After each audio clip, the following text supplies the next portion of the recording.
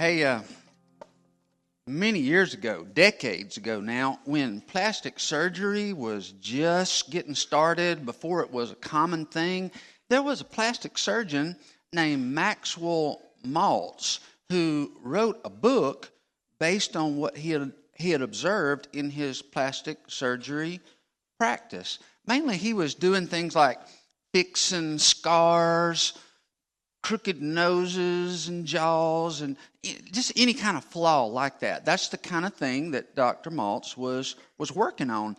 And he wrote a book called New Faces, New Futures. And the idea was that he was giving people a new face, a face they could feel good about, a face that was going to make them confident. And because of that, because they were going to feel good when they looked in the mirror, they were going to have a new future. It was going to give them a better future. But it wasn't very many years before he had to write a second book that basically was a retraction of the first book.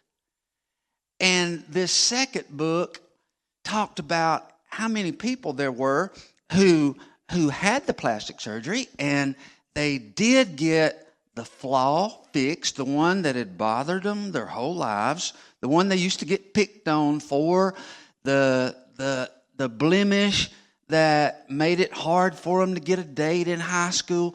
Once that was fixed, a surprising number of people still looked in the mirror and said, "I'm no different than I was before." Now, don't misunderstand me. They actually were different. The blemishes, the flaws had been fixed, and everybody else around them knew it. Everybody else saw the new look. But for some reason, these people couldn't see that they no longer looked the way they used to look. And here's what Dr. Maltz concluded. He said, it's one thing to change the outer appearance, and that's his business. He was not against it. But he said, unless you change the way you look at yourself from the inside, a new face will not give you a new future. To get a new future, you've got to also change the way you see yourself. And that's what I want to talk with you about today. Seeing ourselves as God sees us, seeing ourselves in a better way. Because here's the reality. There's a lot of us in this room who feel really ugly inside. Some of us feel ugly inside because of some outward problem, something about our appearance that doesn't look good. Others feel ugly inside because of something we've done or failed to do, and other people know about it, and it makes us look bad and feel bad.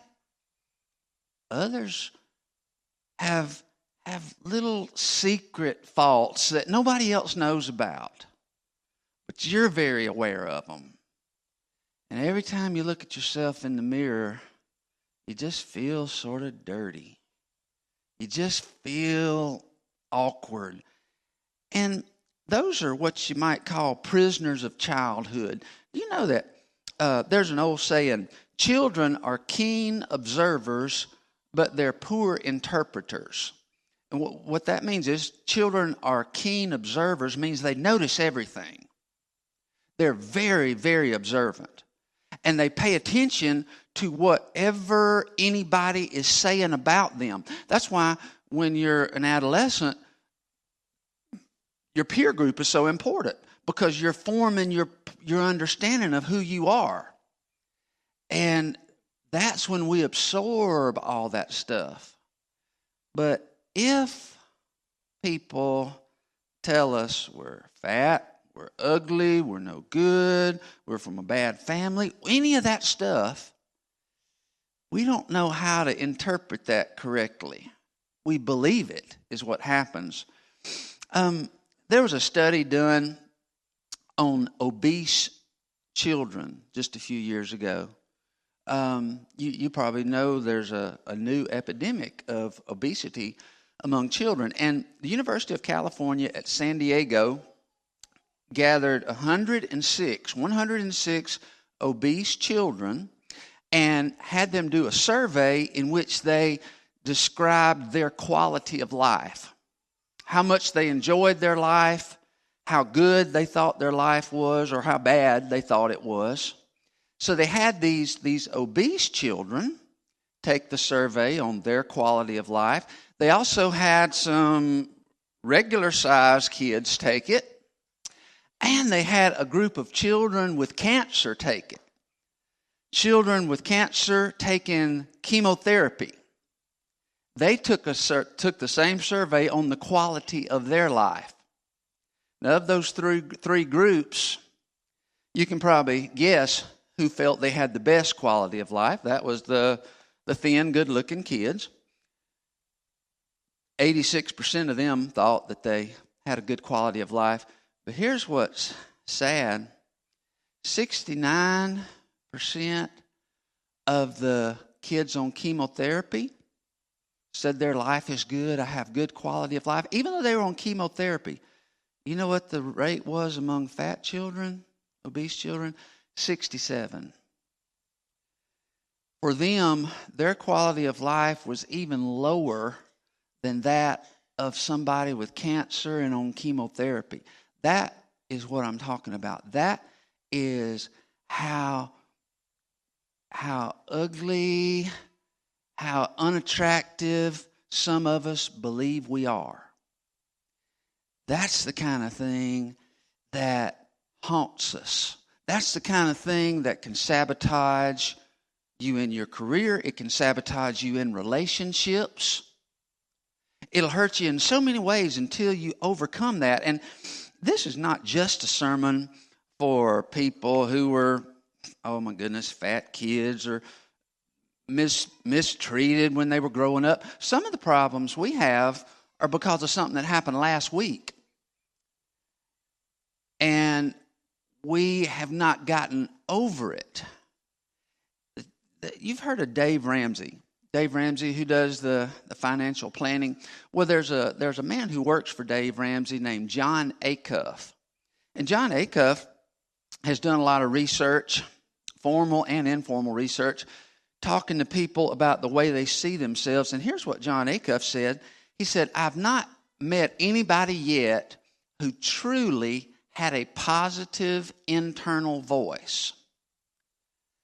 He said, basically, almost nobody looks in the mirror, for example, and says, I'm good enough. He says, very, very few, if any, women look in the mirror and say, I'm thin enough. Very few men look in the mirror and say, I'm strong enough or I'm successful enough. Very, very few. And once we get it in our heads that we're somehow inferior, that we've messed up beyond repair, that we've got this blemish that is going to ruin our lives, it's hard to get that out. Long, long ago, far, far away in India, a small village once had a fair, a bazaar, sort of a little carnival. And people came from all over the place, bringing stuff to sell, woodworking, clothing, pottery, etc. But there was one very unique invention at the fair that caught everybody's attention. One of the farmers in the area had rigged up this little deal where he drove a stake in the ground, just a wooden stake in the ground, about 2 foot high, and put a ring around the bottom with strings coming off of it, and took 8 quail, and tied their inside leg to that string. And he had trained those quail to go round and around in a circle, just like carousel horses. And everybody there was amazed that he had trained these quail to do that. But after all, they didn't have any choice but to do that. They did it over and over and over, round and around in circles, because they were tired. But there was one man there who I guess was an animal lover. He thought there was something wrong there, and he realized that God didn't make quail to walk around in circles. He made quail to fly and to flutter and to jump up, making a lot of noise. That's what quail were made for. And so he bought the quail. He said, I want to buy your whole apparatus. And so the owner, the inventor, sold it to him. He bought the quail and immediately untied their legs and set them free. You know what the quail did? I think you're a step ahead of me. They kept walking around that same circle. Because in reality they were free. But in their minds, they were still enslaved. There's even a little more to that. The new owner threw up his hands, made a big loud noise, scared them, made them fly up, and the whole covey went over and landed 50 yards away. What do you think they did when they landed? Started going round and around in a circle. And some of us, a lot of us, have been programmed to just go round and around in the same old circle, telling ourselves the same old things, believing the same old bad stuff about our life and about our future. John chapter 8, verse 36. I want you to listen to what Jesus said. So if the Son makes you free, you will be free indeed. And what does that mean for you as a child of God? The Son truly has set you free because God is sort of like the man who saw the quail at the fair. God doesn't want to see you going around in circles. God wants to see you fly and do what you were made to do. So, God sets you free, but there's a lot of us who are like those quail. We are free. We're free indeed, but somehow the word hasn't yet reached our heart. We know this intellectually, in the brain. Any of us who've been in church for very long know, okay, the Son has set me free. I can now live for God. I'm no longer caught in those old patterns. We know that in our heads, but do you know they say the longest 12 inches in the world is from the head to the heart.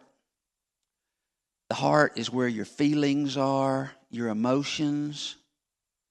And in our hearts, a whole lot of us don't feel free. And this is not a new thing. It was happening way back in the days of Joshua, the son of Nun. Now, Joshua had been programmed to walk in a circle too because he was born a slave. Born a slave in Egypt. Joshua's father had been a slave. His grandfather had been a slave. His great-grandfather had been a slave. And as far back as they knew, slavery.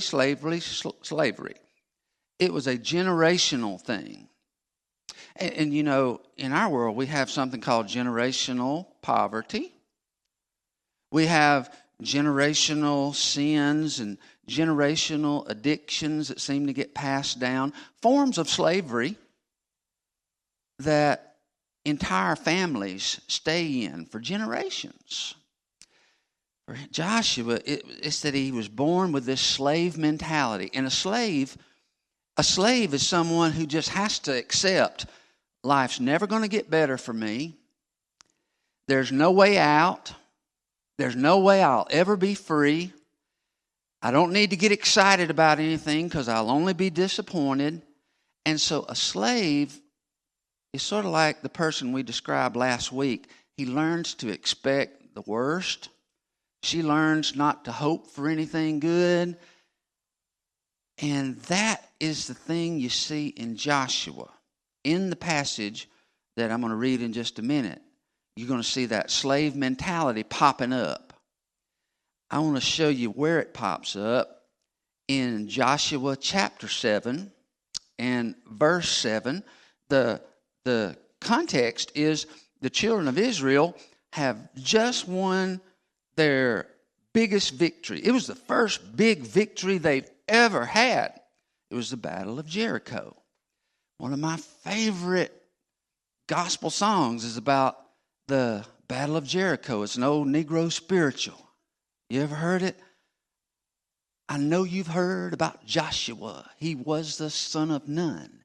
He never stopped his work until the work was done. And it describes how Joshua fought the battle. Joshua fought the battle around Jericho. And the lamb-round sheep horns began to blow. The trumpets began to sound. Joshua shouted, "Glory!" And the walls came tumbling down.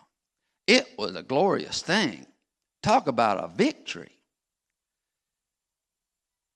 But in spite of that victory, Joshua was like some of us. Even when we do something good, even when we overcome a temptation that used to get us every time, even when we seem to be getting on top of things for the first time, all it takes is one little failure, one trip, one slip up, and we go right back into that old slave mentality. There's no hope for me, round and around in circles. That's what happened to Joshua after the Battle of Jericho, because the children of Israel went up to fight the city of Ai, and they were defeated. I want you to listen to Joshua's immediate reaction to that. Your first reactions to things, by the way, can tell you what you really believe, because you haven't had a chance to filter it. You hadn't had a chance to think, should I think this or not? You just think it, and it'll show you what you really believe. And here's what Joshua really believed. Then Joshua cried out, "O sovereign Lord, why did you bring us across the Jordan River if you're going to let the Amorites kill us? If only we'd been content to stay on the other side."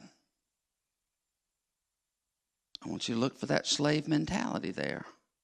Can you hear it? We should have just stayed where we were. We shouldn't have even attempted something like this. For us to keep winning victories, that's just too good to be true. And things that are too good to be true, sound too good, really usually are too good. That kind of backward slave mentality. And he says, I wish we'd just stayed over in Jordan.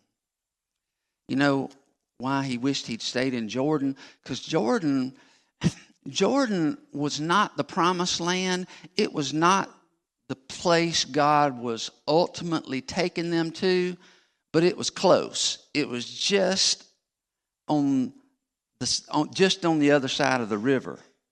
And they won some battles in Jordan. And they got comfortable in Jordan. And they realized we can make it in Jordan. You might say they were on level 2. And what God now wanted was for them to move up to level 3. And sometimes life is like a video game. This will embarrass me in front of the kids, but the last video game I remember really playing was Pac-Man. And I remember playing Pac-Man at the Pizza Hut in our little town. And level 1, it's fairly easy. Then level 2, it starts getting harder. Those ghosts are chasing you, and you're gobbling up the dots and all that stuff. And you get level 2, you win level 2. But when you win level 2, that doesn't mean that you can handle level 3. That just means you get to advance to level 3. And it was often on level 3 that I'd get killed and eaten. And as part of your spiritual growth, there are levels. There are levels of spiritual growth. And if you're at level 2, that's like being in Jordan. It's not as far as God wants you to go, but you're winning. You've done okay there, so you really would rather stay there. And especially if you if you try to move up and you fail, you fall right back and say, this is where I belong. I shouldn't have even tried. That is the slave mentality. That is the quail going round and around and around. Here's something you need to know about the levels of spiritual growth. John Maxwell used to say it this way. He said, you cannot consistently perform on a level that is higher than you see yourself. That's true in the spiritual world. It's also true professionally. It's true in athletics.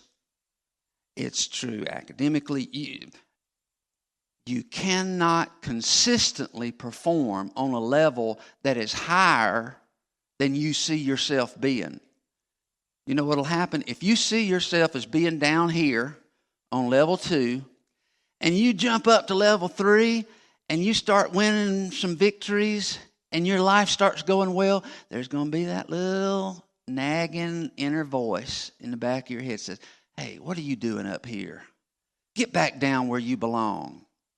And you will actually start self-sabotaging without even realizing it. You will do things to move you back down to where you really believe you belong. It's true. All of us tend to become whatever we believe we are. What do you believe you are? Are you really one whom the Son has set free? Do you really believe that? Or do you relate more to the quail walking in a circle? You will become what you see yourself being. Proverbs 23:7. I want you to look at this verse from the King James. It says, for as he thinketh in his heart, so is he. As you think in your heart, so are you. And if you see yourself as somebody who is a born loser, somebody who's enslaved, somebody, you're not going to be able to stay at any kind of high level. Now that reminds me of one of my favorite cartoons, Roadrunner and Wile E. Coyote. And my first name is Wile E. Did you know that? And I may be the only person in here this despicable, but I'll tell you how despicable and ugly-minded I am. I wanted so bad for the coyote to catch that daggum roadrunner. I mean, it just got old seeing the coyote fall off the cliff, boom, over and over again. Did you know that Wile E. Coyote was almost as fast as the Roadrunner? I mean, it was close. He could stay right behind him. But Wile E. Coyote did not have very good brakes. Do you recall that? They would be speeding along and come to the edge of a cliff. The Roadrunner would stop, and Wile E. Coyote, he would just keep right on going. And he'd have those feet running, only he would go way out in the air with his feet still moving. And he was making progress. And all of a sudden, he'd stop. He'd look down. He'd look at the camera. He'd look at you. And boom, down he went. Boom. It was actually in cartoon land. He was actually walking on air until he realized, hey, I can't do this. I better do what I always do. Boom. You know that Peter did the same thing in the scriptures. The Apostle Peter saw Jesus walking on the water and said, Lord, can I come out to where you are? And Jesus said, yes, come. Peter, like Wile E. Coyote, did the impossible. He was walking on the water just like Jesus. And then you know what happened? How he looked at the storm. And basically what Peter did was he thought, hey, I can't walk on water. What am I doing here? And plunged. There he went. That is the kind of thing that happens when we forget God's power. That's the kind of thing that happens when we believe the lie that it's all up to us. Because we are very aware there are plenty of things we can't do. There are plenty of things that I can't do. And when I realize those things, there are things that I can't do, I've got to choose one of two things. Am I going to believe that God can do it through me, even though I've never done it before? Or will I just say, hey, I've never done that. At least I've never done it successfully, and I'm not the person for that.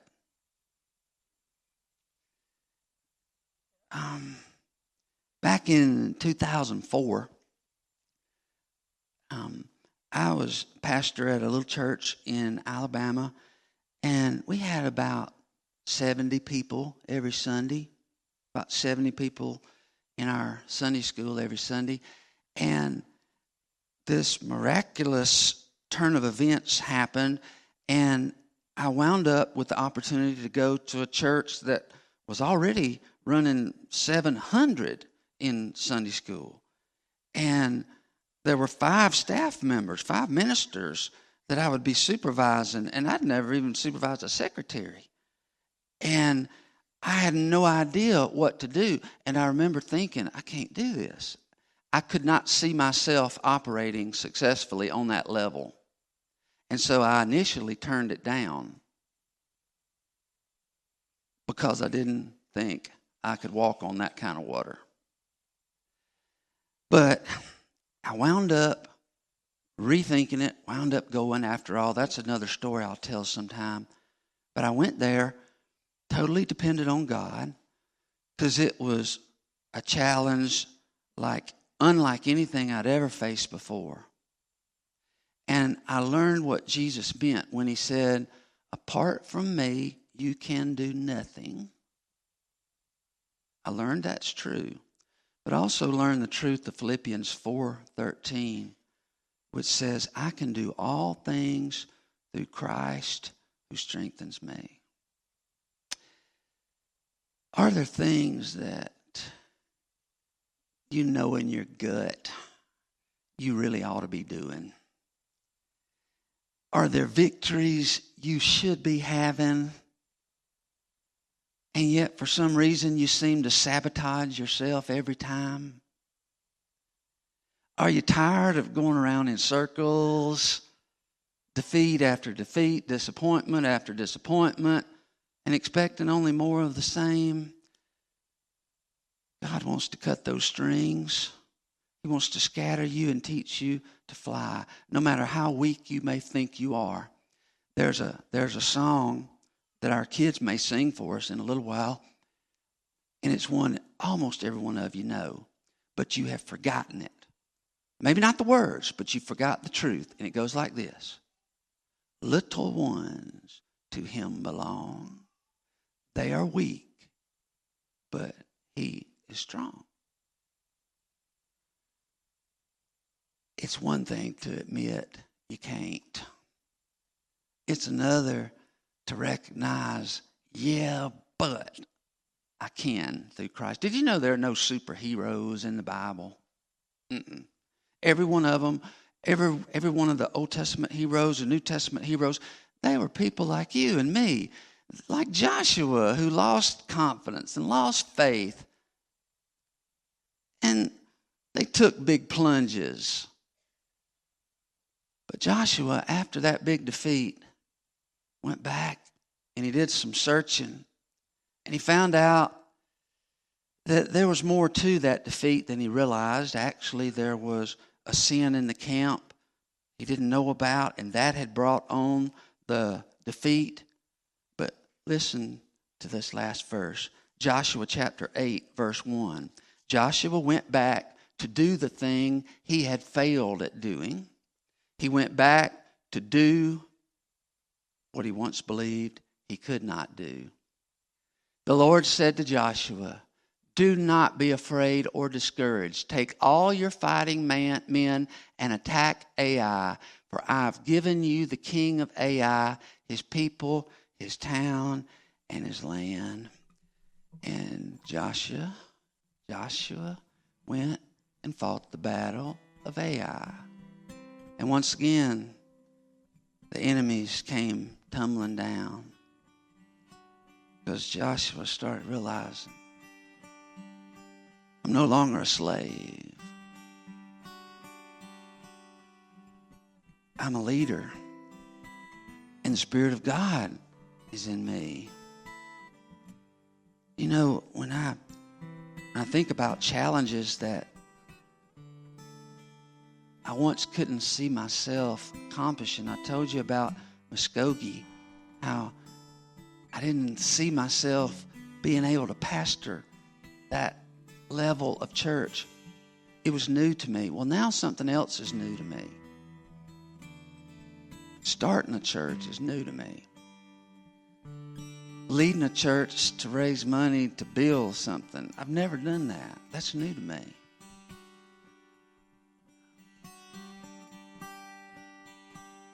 And there are times when a little sinister voice says, you never done that before.